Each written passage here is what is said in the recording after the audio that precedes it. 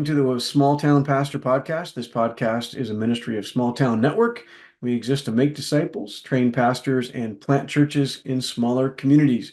My name is Eric Nielsen, and I'm joined by our co-host, Tony Colomb. How's it going, Tony? Great. I feel like maybe you were wearing that sweatshirt in our last episode, too. That's really weird. It's So, kind of my standard uniform. it's your uniform. I Yeah. like it. Today we're joined by John Whittaker, who's a friend of yours and a friend of mine. How's it going, John? Very good. Thanks for having Very me on the good. podcast. Yeah, of course. We are both big fans of John, who his superhero name is Dr. John Whittaker, formerly of Boise Bible College. Now you started something that we are both big fans of, and I'm a supporter. I'm a monthly supporter, and I tell everybody I know that they need to consume your product. So we're going to get into the story of the listener's commentary. But first, I wanted to give you a chance just to introduce yourself and kind of tell your story. How did you become a Christian? How did you get into ministry? How did you get into like the academic side of ministry in terms of being a professor, et cetera? And then we wanted to save at least half of our time for the story of my favorite Bible resource, which is the listener's commentary. So, with that being said, no pressure. Like, take it away, John. All right. Well, thank you. Yeah, as far as my story and how I became a Christian, I grew up in what I would consider a good home. Um, we went to church every Sunday. In fact, as far back as I can remember, we went to church. Interestingly enough, though, I never recall hearing what I would consider the gospel until I was like a middle schooler. Hmm. So we went to a church, and the basic message I got for the first 12 years of my life was, if you're good, you're going to heaven. If you're bad, you're not. Most people are good, so just be good. And that was Hmm. sort of my early childhood experience at church. And the home I grew up in was there. It was a lot of laughter, a lot of love. And yet, my earliest childhood memory is also the night my dad walked out on the family when I was like three and a half. Wow. And so, that shaped obviously my growing up experiences, shaped the home I grew up in. Thankfully, my mom was attentive and loving. We had her parents, my grandparents were very close geographically and very close relationally. And so that made, at least there was that sense of stability because of that. I had grandma and grandpa around. I had a mom who was very present in the home and very loving. So that was great. And we went to church. Just didn't ever read the Bible, didn't ever pray, and didn't ever know the gospel for the first 12 years of my life. So, So it's kind of the churchianity, not the Christianity. yeah, yeah, very much so. And so a lot of Sunday school, a lot of little church events. Um, and and yet, even though that was the case, I would say some of the, at least maybe from God's perspective, a little bit from mine, the seeds of going into ministry, becoming a pastor, were planted in that church. Hmm. It was a decent sized, super liberal United Methodist church in Tacoma, Washington. Okay. And they did a little children's sermon every Sunday, and they'd have all the kids come up on stage and sit around the pastor, and he'd do a little children's sermon. I've seen that. Yeah. And there was usually probably somewhere between 50 and 100 kids that would go up there every Oh Sunday and my sit. goodness. Wow. And I was a shy, bashful little kid. So one Sunday I was 6 years old, and he invited all the kids up for the children's sermon. I was reluctant to go. Finally, I went, and so I was one of the last kids to get up there, and there was no room on the stage for me to sit.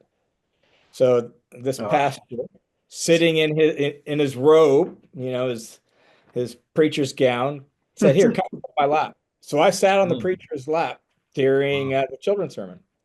Wow. And on the way home in the car that Sunday at 6 years old, I told my mom, I think I'm going to be a preacher someday. Yeah, that's Didn't know the amazing. gospel, didn't really know Jesus. We never prayed in our home and didn't ever read the Bible at home. But that made an impact on me. And I think God Huh. took me seriously. Wow, And that's yeah, amazing. yeah, yeah. So we went to that church till I was about 12. And when I was around 12 years old, my mom had reconnected with some longtime family friends who had gone to that same church years ago when she was a 20-something young woman, and they knew each other from back then. They had reconnected, and they were going now to Life Center, which was an Assembly of God church in Tacoma, Washington, Okay. about 3,000 people. And they reached out to my mom, invited her to go to church. My mom finally decided, I'll try it. And we started going to this Assembly of God church in Tacoma, Washington during my junior high years. And I would say that's the first time I heard the gospel. It's the first time I would say I saw what was seemed like to me at a junior high level genuine worship, right? It wasn't just an organ and a choir and people maybe singing along a little bit, but people that seemed genuinely passionate about celebrating God. And it's the first time I felt like someone, particularly a male, showed me what it looked like to follow Jesus. And so Mhm. those junior high years were very formative for me. There was a man that friend of my mom's, his name was Bill Wingard, and he took my brother and I under his wing, and he would take us logging on his property and boating and fishing on Puget Sound. And whenever we were with him, we would Wow. always pray. We would always read the Bible. If we were going to be staying out overnight on the Sound on his boat, we would take communion and have a little devotion before we went to bed and pray together. And he kind of That's showed me, awesome. yeah, showed me what it looked like to follow Jesus. And so I credit him in a lot of ways with being the one that pointed me towards becoming a follower of Jesus. Hmm. So So yeah, fast forward to like Bible college. Where'd yeah. you go? How'd you end up there? Yeah, well, that actually goes back to high school. So after going to that church, my sister, when she was a sophomore in high school, started dating a guy that she met at school who happened to be the son of a preacher at another church in Tacoma. And we started attending that church since she was dating this guy who later became her husband. And his dad was on the board of directors for this place called Boise Bible College. We see Bible college. What's that? Yeah, man. That's 2 hours down the road. I know it well. Yep. And so he somewhere along the line, I suggested to him, went back to my 6-year-old roots, I guess, and told him I think I want to go into ministry. Well, he was on the board at BBC, and that was all the encouragement it took. So he he helped me write my first sermon, and I preached it at the sunrise service on Easter Sunday as a 15-year-old junior in high No school. way. That's That's Yep. awesome. amazing. Yep. And I was so terrified of public speaking. Like I took a B in art class my sophomore year of high school because I didn't want to give a 2-minute speech about a famous artist. I said, nope, Are you you can do. kidding? Oh And yeah, now no, you're like a professional speaker. yeah, yeah, yeah. I know. So, but lo and behold, I was baptized my sophomore year. This guy was the one who baptized me. I said I wanted to go into ministry. He took me under his wing. So on Easter Sunday at the sunrise service, I preached a sermon. I think I had enough content for a 20-minute sermon. I had practiced it out loud before dawn in the church sanctuary before Sunday, but I was so nervous on Sunday morning. I spoke so fast, I got it done in 7 minutes. Wow. That was my first sermon. No, but then That's then Don started fantastic. taking me with him when he would drive over to Boise to go to board meetings at the college, and I started coming with him and sitting in class and meeting people on campus, and so that was how that happened. And so when I graduated high school, between that first sermon and the time I graduated high school, he had me preach 4 or 5 more times as a high school Wow. student. Wow. And then I got in my little 1975 Datsun B210 in August of 1987 and drove 9 hours from Tacoma, Washington to Boise, Idaho to go to Bible college. Wow. So that started your kind of your formal Yeah. education. So you did Boise for 4 years, and Yep. then after that, where? Yeah. I went to, well, actually, it took me 5 years to get my 4-year degree. I'm a little slow. So It seems like you learned the material though. Yes. So I graduated in 1992 with my bachelor's degree. My wife and I then packed up shop and drove to Cincinnati, Ohio, did 3 years of graduate school at Cincinnati Bible Seminary. While I was there, my spring semester of my second year at Cincinnati, Chuck Faber, who was the academic dean then at Boise Bible College, called me up and said, "Hey, um, I am going to be stepping into the academic dean role. I need someone to replace me as professor. Would you consider coming and teaching?" Mm. So, Oh, I didn't know that was the story. Okay.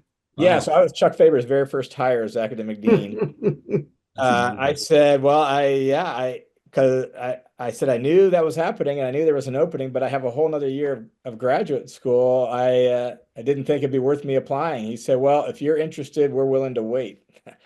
So Nice. they operated with a slim faculty for 1 year while I finished up grad school, and then moved back from Cincinnati to Boise and started teaching full time at Boise Bible College. And while you were a professor, you finished your doctorate, right? Yeah. Yep. At where? Gordon Conwell Gordon Conwell. Okay. in Conwell So Theological Seminary. So, so the way that I met you, I know I met you through the college, but we kind of connected because you were part of a church plant. yeah. I was Yep. part of a church plant. Yep. And I believe that was in a church plant in a smaller community, right? Yeah. Kuna, Idaho. Kuna, not Kuna. And not Kuna. Kuna. Q, like the letter Q, Kuna.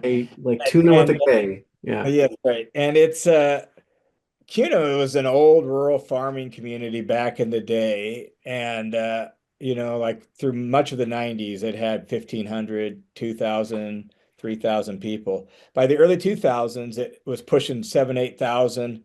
Oh wow. And it was one of the fastest growing communities in the state of Idaho, and it hardly had any churches. There was a small old United Methodist church. There was a super right-wing conservative Baptist church that was running about 40 people. There was a healthy Nazarene church and an upstart Assembly of God church. That was it. Mm. Between all those churches, there was maybe 250, 300 people in the town and church. Wow. In the churches in town. And the churches in town. Okay.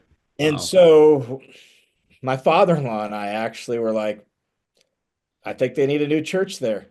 So we weren't like, I always joke that we probably would have never passed assessment. Oh, like church planning assessment. Yeah. Church planning assessment. But we sat in the city park. We prayed for the community. We drove around. We prayed for the community, and we decided let's just go for it. So we started a church in Kuna, and It's so funny, man. Just real quick, because Tony was telling us we were just recording his story previously, and he was telling me the same story. Remember Tony about driving around with a Yep.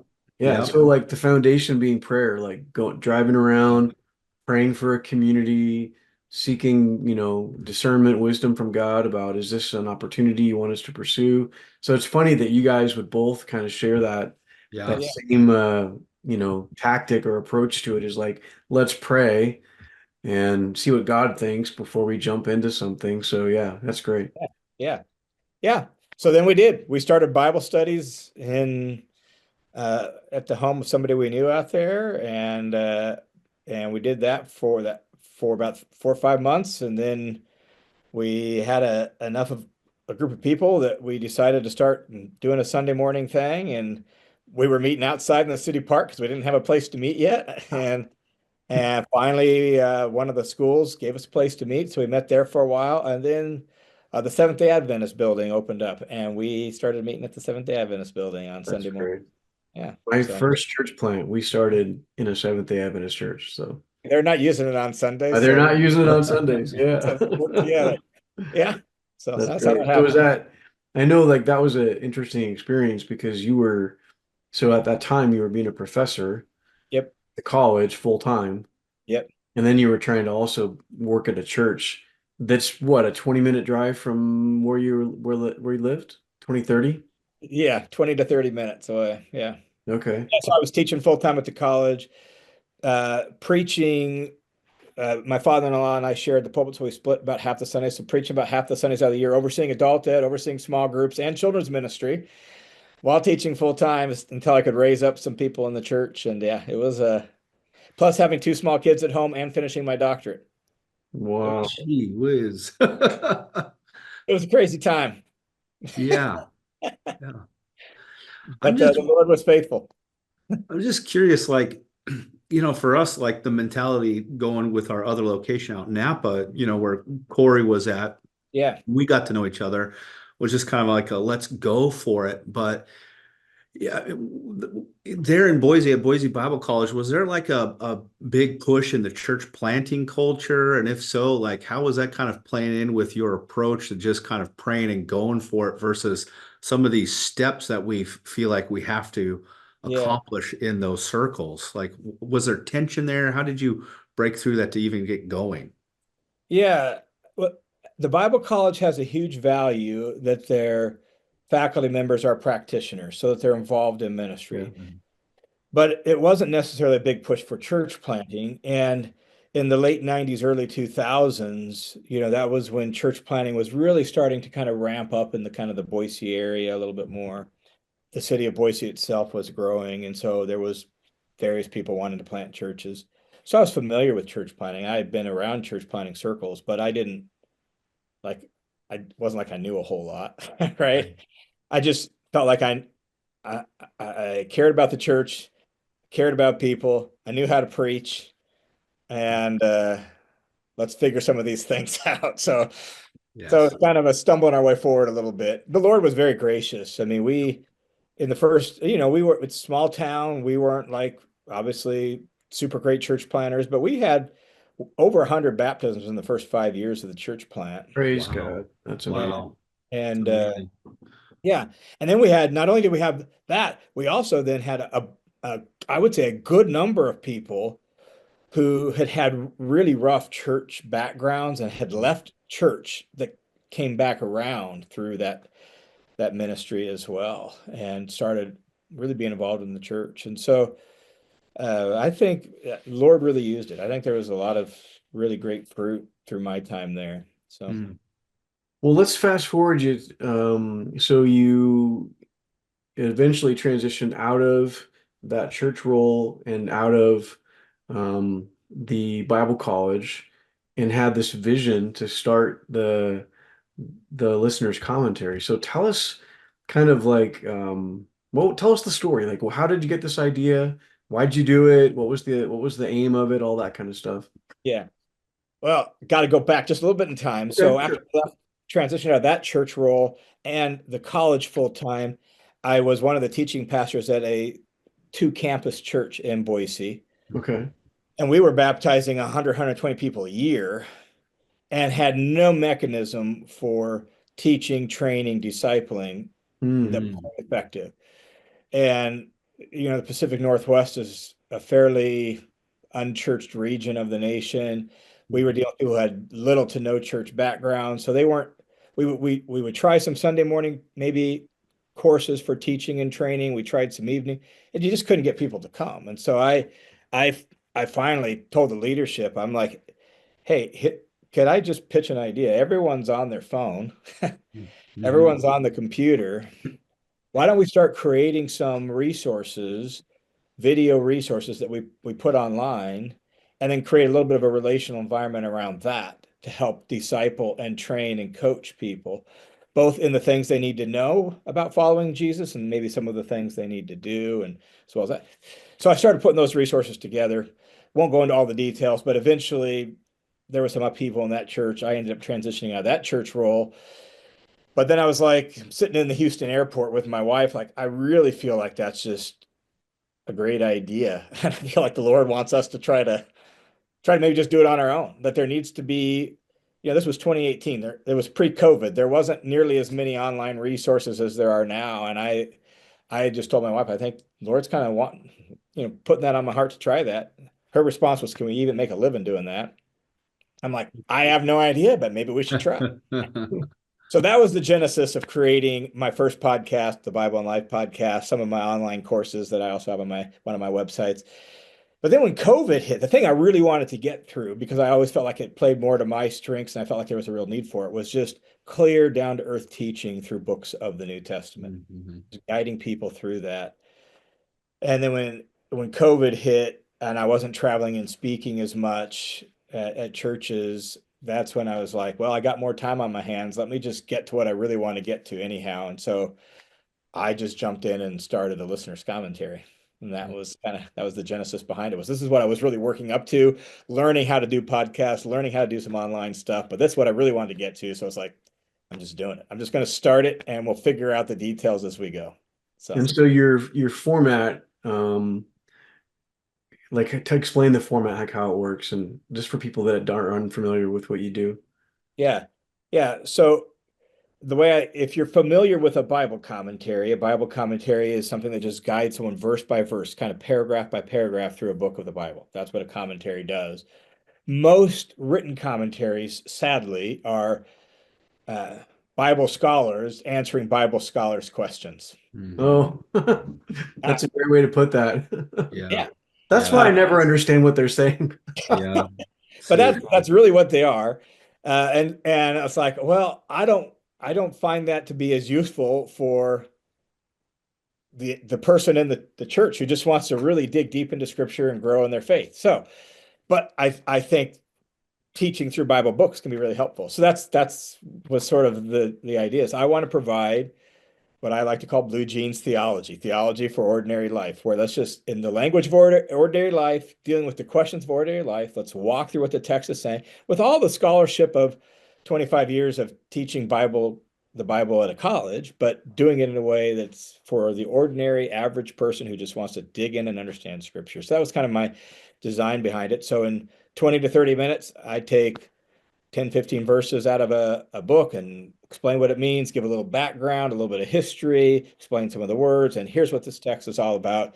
Here's a few implications for you to consider as you reflect on it. And then we'll do the next paragraph, and then we'll do the next paragraph. And so we've got 26 of the 27 New Testament books completed, Whew. and, and we've just started the book of Revelation uh, last week. So Wow, man. So you're very close to finishing the whole New Testament.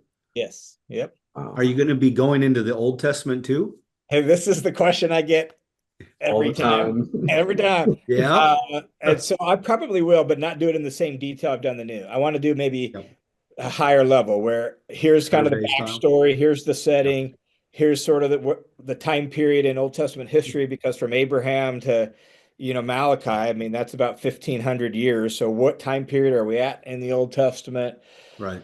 And then just maybe in big chunks, Genesis 1 through 3, Genesis 4 through 11, Genesis 12 through whatever, and in big Sure. chunks, just kind of Sure. say, here's what's going on, here's some key themes. I think that's maybe how I'll do the Old Testament. So Yeah, I we'll, was going to say, like, what do you think are the biggest challenges between doing something like the listener's commentary for a New Testament book versus Old Testament stuff? Is it yeah, just like time frames and like the yeah, history and how big the books are, right? Like right, massive books. The as different as the world is in the New Testament from our world today, it's even more different when right, you're in the Old Testament. So that right, creates a real challenge and a difference. Plus, the covenant difference. We're under the new covenant, not the old covenant, and so it doesn't feel as immediately relevant. mm, It's Israel's history, right? And so, how does it point towards Jesus? That makes it challenging and some of that. So yeah, hopefully, I can address some of that sort of stuff sure, in the Old Testament portions of it. So But like when you do like, say like one of the bigger books in the New Testament, like Matthew, like how many episodes is like Matthew, like roughly, if you were to guess? dude, I don't know. I'd have to go back and check. good I mean, is luck. it like Maybe like 100 or 30 or something? It's a 40. lot, right? Yeah, it's like 30 or 40, 50. I don't know. Somewhere in Yeah, there, maybe, yeah, maybe more. I know like the Gospel of Luke is right. almost 35 completed hours teaching through it. 35 hours of Wow. audio commentary on Yeah, for like the book of Luke. yeah. Is And I that think 28 chapters? Is that right? Luke has 24. 24. Okay, yeah, that was close.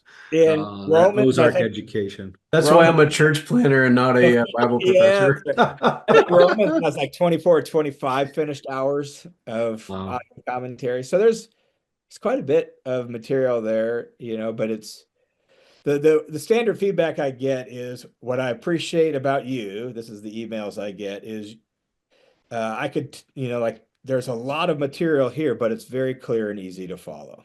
So Yeah. that's kind of what I try to do is make it simple enough. It's easy to follow. Yeah, you've had like an international, like kind of surprising like international following. Weren't you just telling me the other day about a guy? Tell me that story. Yeah, since it's church planning, this is actually pretty interesting. I got an email from a fella about an hour outside of Stockholm, Sweden.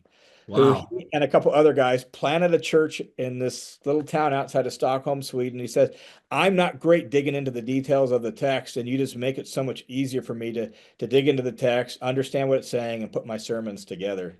So that's Hmm. pretty awesome. So And when you get like a surprise email from someone in a different country that, and they like know English and can listen to your product in English and like that's pretty amazing. I have a guy that gives $5 a month to my ministry somewhere in South Africa. Andre Solomon is his name because, in his words, this is, I know it's not much, $5 a month. I'm like, it's praise the Lord for that, right? He said, but this has been life-changing for me. So Mm. those guys Wow. are pretty crazy. So So how would you say like on average, like how many minutes or hours do you have to study to do like one episode? Like how much study like prep it's hard work to are you doing? quantify because there's 25, 30 years of Bible teaching Right. at the college level. So Right. 25 or 30 years Is plus the answer. 25 or Yeah. 30 years plus whatever specific hours it takes. So it really just kind of depends. But so typically a 30-minute recording is about an hour in the seat recording because I edit as I go. So there's that component. Plus then there's the research and writing because I write out pretty much a lot of what I want to say ahead of time. So Hmm. it's multiple hours per 20 to 30 minute. Okay. I Which, wrote I just yesterday I wrote one section of notes for that'll be one recording for Revelation, and I spent 3 hours on it. okay. Wow. Right. So is there any thought of like And taking I've also those, taught that before, so it's like it's familiar material, but I got to think through how I want to say it and everything else. yeah, So, any thought of taking that written material and ever doing like a written commentary on anything? um, what I haven't totally decided. I am in the process of generating transcripts. So the written Mm. stuff is about 75, 80% of what gets said in the recording. I'm in the process of generating transcripts for everything that's said. And if I could get those cleaned up and edited, Mm. because the way you speak it is different than the way you would Oh read it. yeah, of course. Sure. But they would need to get edited. I just don't know whether I have time to do that. So what I need is like a really competent, editor to sort of be to clean up those transcripts. That would be great. Mm. And I then we can maybe do print on demand, or something from Kindle or something. I have no idea what you're talking about. And uh I'm wondering like is that could because I'm not very tech savvy. Is that like an AI thing? Could AI like take your notes and like print them into That's how I've generated transcripts. I have okay. a nephew-in-law, no, cousin-in-law, who is a tech savvy guy, and he generated the initial round of transcripts. Mm. But they're just like a mush of words. There's no line breaks or anything. And so we need to get those cleaned up. So there's actual line breaks in there, Okay, got it. and all that. So he also generated transcripts in Spanish, and I want to see if I can then use an AI to create Spanish audio and duplicate my website so that Oh, there's that'd be amazing to have it in both. Yeah. so I'm working on that too. I just need to get a Spanish editor for the transcripts and Dude, finally, if you can learn like ancient Hebrew and Greek, you probably could learn Spanish.